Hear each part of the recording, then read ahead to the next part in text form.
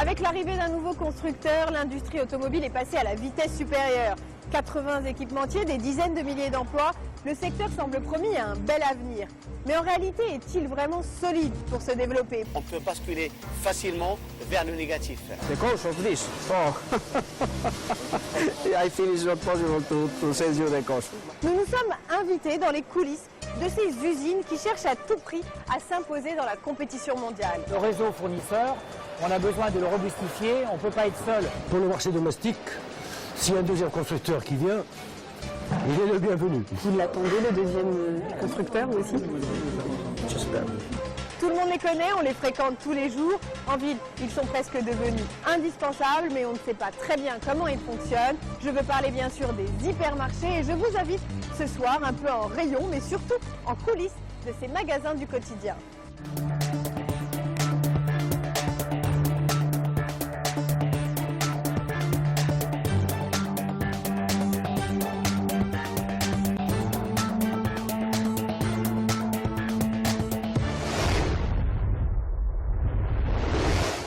Souvenez-vous, c'était en 2009. Renault posait la première pierre de son unité à Tanger.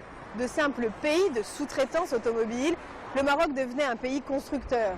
Et cela a créé une dynamique industrielle à Tanger, mais au-delà, dans toute l'économie marocaine. En 8 ans, des filières entières sont en train de se structurer dans le câblage, les plastiques, l'électronique. Au total, près de 90 000 personnes travaillent dans le secteur de l'automobile dans tout le royaume. Pour autant, le secteur est-il vraiment solide? Comment pérenniser les acquis et s'imposer durablement dans la concurrence internationale? Je vous invite à me suivre dans les coulisses de l'industrie automobile made in Morocco avec ses forces et avec ses faiblesses. Salam alaikum. Bonjour. Ça va? Qualité, maintenance, logistique. Tout le monde sur le pont. Malgré les sourires, c'est une réunion de crise sur un incident qui aurait pu coûter cher.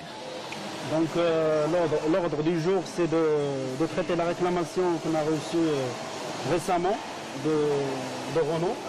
Il s'agit d'un déchet sur le trou d'aile arrière qui restait dans le pavillon. Un déchet sur le trou d'aile. Pour ce fournisseur de composants automobiles installé à Tanger, une faute.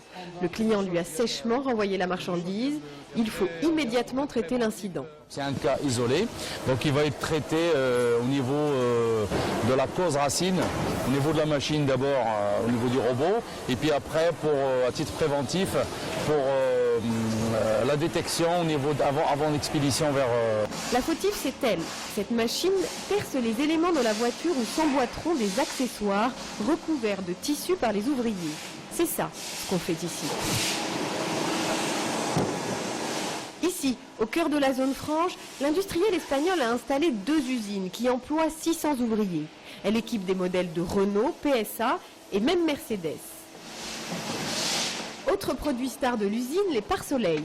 Le groupe espagnol en équipe une voiture sur 4 dans le monde. Mais ici, à Tanger, on ne produit ni le tissu spécial objet. Rachid Machou et ses collaborateurs ne font qu'assembler des composants fabriqués en Italie et en Roumanie. L'étape suivante, il s'agit de l'introduction de l'articulation,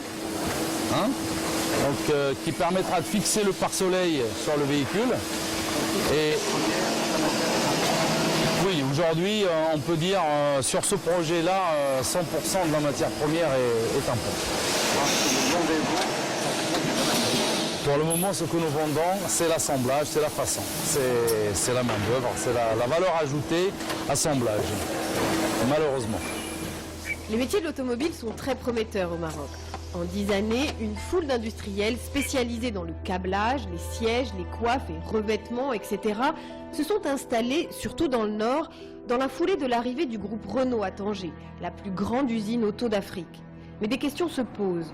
Comment attirer d'autres constructeurs? Comment faciliter la venue de grands équipementiers et leur tissu de sous-traitants? Bref, comment transformer l'essai en accélérant la cadence pour toute la filière?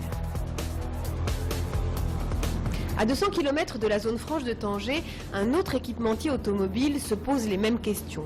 Celui-là est français, Mais l'usine de Kenitra est elle aussi dirigée par un Marocain. S'il n'y a pas un outil qui le tire vers le bas et ça va le tirer le tiers, il y a des appeleurs au niveau du domaine de véhicule. Donc, on le voit. Voilà. Absolument. Les sièges auto. Ici, sur 8000 m², on s'active à la fabrication de mousses spéciales qui viendront les garnir. On ajuste les coiffes qui viendront les revêtir ou encore les appuis-têtes qui viendront les embellir. Un savoir-faire apprécié par de grands constructeurs. Citroën, nous livrons également Peugeot, nous livrons Renault au Maroc, Renault en Espagne, Renault en France, nous livrons Mercedes en Espagne. Rachid Rahmouni, un fin connaisseur des métiers de l'automobile. Après 15 ans passés chez Valeo, un autre équipementier français, c'est désormais d'ici, à Kenitra, les opérations de fond en Afrique du Nord. Son savoir-faire industriel.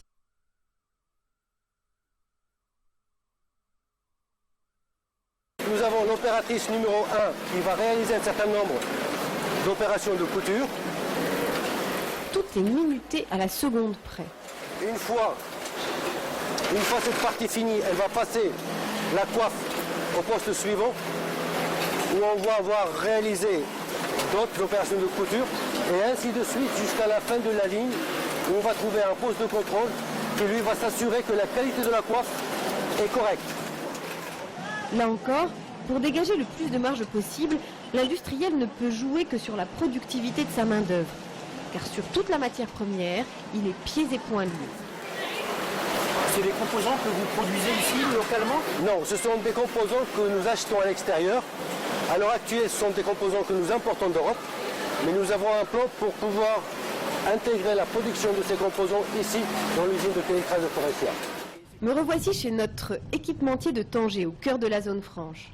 Dans les bureaux jouxtant l'usine, le directeur a troqué le casque pour disque dur. Car ici, c'est sur les ordinateurs que l'on travaille. Design industriel et conception de pièces sur mesure. Ici, tout est fait pour dépasser le fragile statut de sous-traitant afin de dégager une vraie valeur ajoutée. Ce que nous avons ici, c'est le dessin technique de la pièce, la fixation de la pièce. Donc nous partons d'un volume design qui est communiqué par le client, donc le constructeur automobile, et nous développons toute la partie technique, toute la partie numérisation, fixation, intégration de la pièce dans son environnement véhicule. Le Maroc aujourd'hui n'est plus seulement un pays de main-d'œuvre pas cher, mais aussi un pays de compétences et de qualification des techniciens et des ingénieurs. C'est ce dont nous employons toujours. Aujourd'hui, nous avons, c'est une donnée confidentielle que je ne peux pas vous donner. Nous avons des concurrents qui sont en train de se développer au Maroc. Buenos días, Juan Carlos. Dans le bureau d'à côté, son bras droit prend rendez-vous en espagnol avec un fournisseur d'éléments plastiques. ¿Vas ahora mismo? ¿Te acuerdas de nuestra cita? Vale, pues me acerco ahora mismo, ¿vale? Para ver el tema del Jaguar, de las coquillas del Et Jaguar. oui, c'est ça l'industrie automobile. Les constructeurs passent commande aux équipementiers, qui passent commande aux fournisseurs et qui passent commande à d'autres fournisseurs. C'est ça qui explique le poids du secteur. 150 entreprises au Maroc, 80 000 salariés, 4 milliards d'euros de chiffre d'affaires. Mais pour l'heure, ce n'est ni à Barcelone ni à Vigo que se rend Adil, mais juste la porte à côté, ici, à 400 mètres de ses propres locaux. Bien, bien, muy bien. Vemos el tema este de las coquillas. Lo vemos directamente. Juan Carlos Garcia est espagnol. Il s'est installé à Tanger exprès pour produire une pièce essentielle à l'équipementier. Cet élément, il fallait auparavant l'importer depuis le Portugal. Maintenant, Adil se fournit dans le bâtiment d'à côté. Des millions de dirhams d'économie. On appelle ça l'intégration, disposer sur place de tous les maillons de la chaîne industrielle. Bien sûr, la contrepartie, c'est qu'il faut renforcer la vigilance sur la qualité. Pendant le démarrage, on accompagne le fournisseur pour être sûr que la qualité reste la même iso-qualité par rapport au transfert et que toutes les parties techniques sont bien contrôlées et sous contrôle afin de ne pas générer des risques de non-qualité chez nous sur le produit fini qui est le pare-soleil qui va partir chez le client. Te dejo ese clip, ¿vale? Os vamos a traer 6.000 para empezar y luego tenéis que suministrar vosotros, ¿vale? Venga. Jolie commande, mais il faut voir les choses en face. Juan Carlos ne s'en sortirait pas s'il n'avait que Heidi la fournir. Son idée de génie, ça a été d'investir 20 millions de dirhams dans les machines. Non pas pour un seul, mais pour plusieurs clients. Bueno, aquí estamos trabajando sobre un nuevo proyecto de Antolín. Os hemos mostrado lo que son las coquillas del Renault Megane. Estamos a punto de finalizar, como habéis visto, la homologación de los parasoles del Jaguar para Inglaterra. Y aquí estamos trabajando sobre esta máquina para empezar un nuevo proyecto con Antolín, que es la Renault Berlin. Comme il est implanté ici, ses clients font pression pour obtenir le tarif le plus bas possible. Pour garder ses précieux donneurs d'ordre, Juan Carlos doit se montrer ultra compétitif. Je n'en apprendrai pas plus. The cost of this? Oh, I think it's not possible to send you the cost, but the cost is in the automotive is the main problem for all. The competitors are very high and they need a good price, and the customer wants a good car but a cheap car. Okay. Il n'y a rien à signaler. Hamza, il n'a rien scrappé sur l'équipe du matin. Au niveau de taux de service, on est OK. On a des TPA qui sont complètes pour la journée. Il y a une alerte de l'approvisionnement. Mais ça ne représente pas de... À Kenitra, chez l'équipementier, là où tout est réglé au millimètre, le patron partage la même obsession des coûts. Vu la concurrence, il faut chaque année revoir ses tarifs à la baisse. J'ai toujours connu cette dynamique de baisse de prix qui est demandée par les constructeurs OEM. C'est quelque chose qui continue, qui, à mon sens, ne va pas s'arrêter. Et il faut trouver une solution pour continuer tout le temps à rester compétitif pour pouvoir gagner de nouveaux business. Pas le choix. Pour réduire les coûts, il va devoir produire lui-même une partie des pièces qu'il importait jusqu'ici. C'est à ce prix qu'il sera assez compétitif pour rester dans la course. Nous avons gagné dernièrement de nouveaux business, toujours à l'export, qui vont nous permettre d'avoir une belle croissance.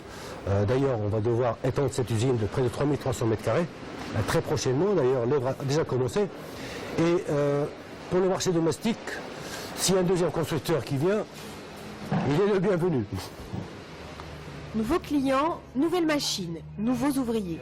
45 millions de dirhams d'investissement pour étendre l'usine. Le chantier avance vite et le directeur se félicite d'être basé à Kenitra, car ici, il pourra recruter le personnel nécessaire, de l'ouvrier au cadre, en passant par le technicien spécialisé.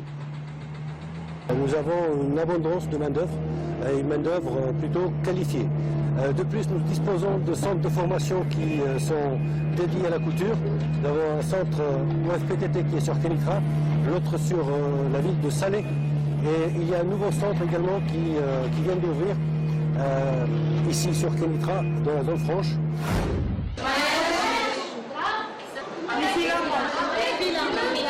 La langue japonaise n'a plus de secret, ou presque, pour ces ouvrières tangéroises. Nous revoici en zone franche. Dans la salle de formation de cette industrielle du câble, les salariés apprennent à reconnaître et à nommer les différentes parties des composants.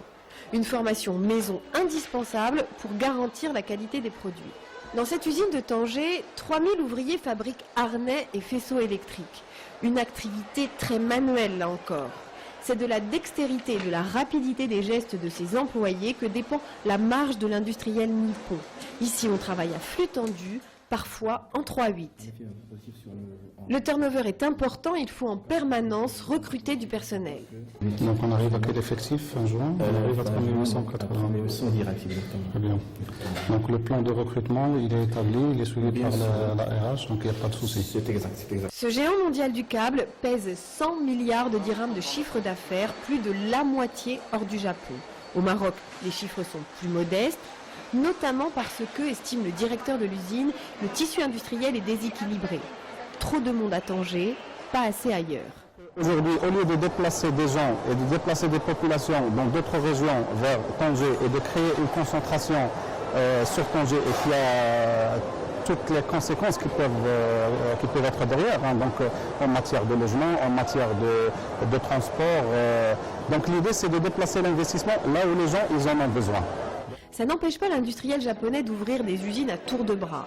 3000 ouvriers ici à Tanger, 3000 encore à Kenitra et bientôt 3000 à Meknès. Plus généralement, les filières de l'automobile sont aujourd'hui principalement localisées à Tanger et à Casablanca. il y a aujourd'hui le coût de la traversée que tous les professionnels aujourd'hui ils jugent qu'il est cher par rapport à ce qui se pratique dans d'autres régions. Donc il va falloir faire un effort sur le coût de la logistique, le coût de la traversée, et aussi faire un effort sur les délais de livraison de façon à ce que le transit time, pour qu'il soit plus compétitif par rapport à ce qu'il est aujourd'hui. Des industriels qui voudraient réduire les temps de transit, qui rêvent d'un foncier moins cher ou encore du développement de la zone automobile à côté du port de Tanger-Med, tous ces messages, le responsable des zones industrielles les reçoit 5 sur 5. Ce jour-là, il est porteur de bonnes nouvelles. Il y a un nouveau projet qui est en cours, qui s'appelle le SAS Export, qui va réduire les temps de transit à 2 heures exactement, et qui va faciliter effectivement cette opération d'export et améliorer la compétitivité logistique des opérateurs et des industriels qui sont installés dans les zones franches d'exportation. Premier à partir à l'export, les véhicules du constructeur français. Son arrivée à Tanger a provoqué un électrochoc pour tout le secteur. Même en France, ça a fait la une des journaux. Le segment le plus dynamique est celui des voitures low cost, rustiques et abordables. Elles sont la plupart du temps fabriquées à l'étranger où les coûts de production sont plus bas. C'est le cas notamment de Renault qui a construit au nord du Maroc, près de Tanger, la plus grande usine automobile d'Afrique. 3 ans plus tard, ici à Tanger, le constructeur respecte ses objectifs. Il a compensé la déception commerciale du premier modèle par la réussite des suivants. Mais toutes les filières sont suspendues à la suite de l'histoire, car l'usine ne tourne pas encore à plein régime. Aujourd'hui, vous savez, on va arriver en fin d'année à finalement 200 000 véhicules. On a installé 340 000 de capacité, il faut les utiliser. Et encore une fois, à plein, pour aller pourquoi pas jusqu'à 400 000 véhicules. Et à partir de ce moment-là, on pourra commencer à penser effectivement à intégrer la mécanique. Un tissu industriel encore trop dépendant de ce seul grand donneur d'ordre. L'idéal serait que d'autres constructeurs s'installent ici pour davantage d'activités et plus de concurrence. Il y a quelques idées reçues qui pensent qu'on ne serait pas pour. Je peux vous le dire qu'on fait tout ce qu'il faut en pleine intelligence avec le gouvernement. Quand le ministère de l'Industrie nous demande finalement de faire visiter par tel ou tel constructeur, c'est parce qu'il est temps pour parler avec ces constructeurs. Et donc nous, on a intérêt à faciliter, parce qu'encore une fois, le réseau fournisseur, on a besoin de le robustifier, on ne peut pas être seul. Il y a des cycles pour chaque constructeur automobile, et c'est important pour nous qu'il y ait plusieurs constructeurs qui permettent non seulement donc d'occuper au mieux les capacités de nos fournisseurs, mais apporter cet élément concurrentiel qui les rendra plus performants. Après Renault, quel constructeur? Peugeot, Citroën, Ford, la presse bruit de rumeurs. On parle aussi de Volkswagen, Opel ou même Hyundai. Tout le monde en parle, personne ne sait rien. Pour en avoir le cœur net, je décide de m'inviter au ministère de l'Industrie. Ce jour-là, à Rabat, justement, réunion entre les industriels de l'automobile et le ministère de l'Industrie pour mettre la dernière touche au dispositif de développement des filières. L'occasion en or pour poser mes questions à tout le monde. Et deuxième constructeur, on le vise, on le cible, on le cherche? C'est un travail qu'on mène. On en est où? C'est un tableau officiel ou c'est une discussion? C'est une discussion. Je préfère passer par les canaux parce que je dois valider des choses avant de... Pourquoi c'est un sujet un peu off? Non, vous comprenez que c'est des discussions qui doivent garder une certaine confidentialité. Vous l'attendez, le deuxième constructeur aussi? J'espère. Pourquoi c'est important?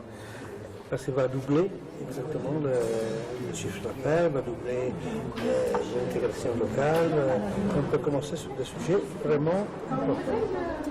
On nous invite à assister à la réunion et nous espérons en apprendre davantage. Je voudrais rassurer la dame, on n'est pas en train de faire du montage, donc nous sommes à notre, je ne sais pas, énième rencontre. Donc à un certain moment, on va oublier la caméra, d'accord? Et pourquoi c'est important de faire ressortir... Pour accélérer la croissance du secteur, l'État mettra la main à la poche. En ce qui concerne les banques, c'est plus difficile. Vous avez des conventions prêtes avec le secteur bancaire. C'est ça. Alors, on les a vues hier, donc... Je remercie effectivement ce que je dis. En fait, on a pris du temps nécessaire pour réaliser ces conventions avec les partenaires bancaires. Mais le ministre n'est pas content du niveau d'engagement des banques. Oui, donc nous sommes... Mais sur un deuxième constructeur, aucune information. La pêche est maigre. Alors je m'isole avec la secrétaire générale du ministère. Industrie automobile, les bases sont jetées. On a un tissu industriel, embryonnaire et qui commence à éclore. Comment on fait très concrètement pour être sûr que ça va tenir? Écoutez, aujourd'hui, notre objectif, c'est vraiment d'ancrer l'industrie automobile au Maroc de façon irréversible. Et ça ne peut se faire que si nous avons les grands qui sont au Maroc et derrière eux, leur écosystème. Dans l'interview qu'on a faite avec le directeur Renault de Tanger, il dit très bien les bases, c'est très bien, mais il faut quelqu'un d'autre avec nous maintenant, il faut un deuxième constructeur. Vous répondez quoi à ça? Je vous dis un deuxième, un troisième, hein, on y travaille. Et concrètement, aujourd'hui, il y a des pistes? Oui, mais je ne pourrais pas dire grand-chose. Pourquoi on ne peut pas dire? Écoutez, dans ce genre de, je dirais, d'exercice, la confidentialité est de mise. Donc le moment opportun, vous en saurez davantage. On a vu beaucoup de délégations qui sont venues au ministère, de grands constructeurs. Il y a Peugeot qui est venu, il y a Ford qui est venu. Qu'est-ce qui se prépare avec eux? On est en train de négocier avec eux et d'identifier les possibilités de partenariat. Vous pouvez nous donner une date? Non. Le plus tôt possible. Merci, je vous remercie. Merci beaucoup. Au revoir. Au revoir.